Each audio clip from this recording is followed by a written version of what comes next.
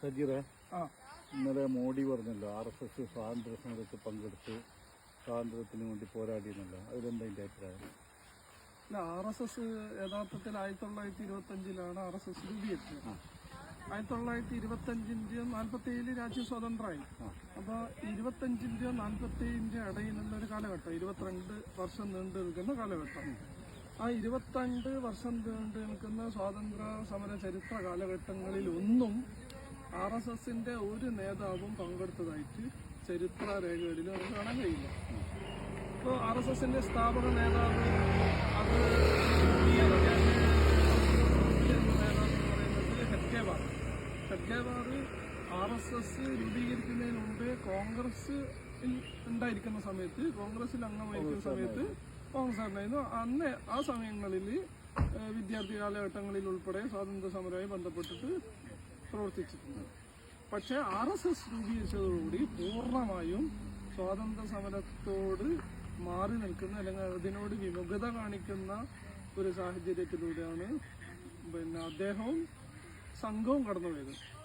അതോടൊപ്പം തന്നെ എൻ്റെ രണ്ടാമത്തെ സർസംഘചാലകമായിട്ടുള്ള ഗോൾവാൾക്കർ, അതുപോലെ തന്നെ സ്ഥാപക നേതാവായിട്ടുള്ള BS മൂഞ്ച് ഉൾപ്പെടെയുള്ള ആളുകൾ, ഇവരാരും തന്നെ സ്വാതന്ത്ര്യ സമരത്തിന്റെ ഒരു സമരത്തിലും ഒരു പ്രകടനത്തിൽ ഒരു പരിപാടിയിൽ ഒരു പ്രകടനത്തിൽ പോലും പങ്കെടുത്തതായിട്ട് ചരിത്ര രേഖകളിലില്ല. അങ്ങനെ സംഭവമില്ല.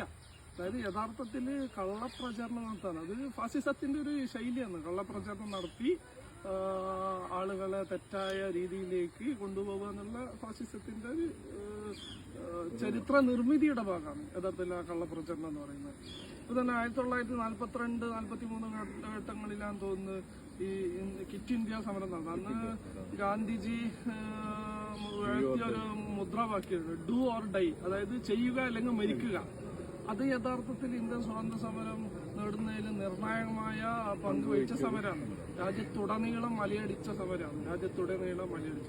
ആ ഘട്ടങ്ങളിൽ പോലും ഈ ഗോൾവാൾക്കറോ RSSന്റെ ഒരാളോ RSSോ സമരത്തിൽ പങ്കെടുത്തിട്ടില്ല. മുഴുവനായിട്ട് മാറിയിട്ടുണ്ട്.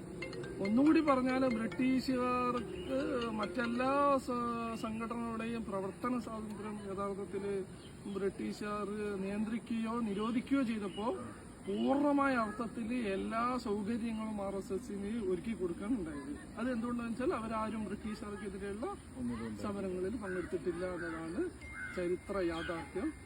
ഇപ്പൊ പറയുന്ന കാര്യങ്ങളൊക്കെ തന്നെ സ്വാതന്ത്ര്യ സമരത്തിൽ പങ്കെടുക്കാത്ത RSSനെ കുറിച്ച് കൂടുതൽ ചർച്ച ചെയ്യുമ്പോൾ ഉണ്ടാവുന്ന ഒരു നെഗറ്റീവ് ഉണ്ട്. അത് മറികടക്കാനുള്ള കള്ളപ്രചാരണം മാത്രമാണ്.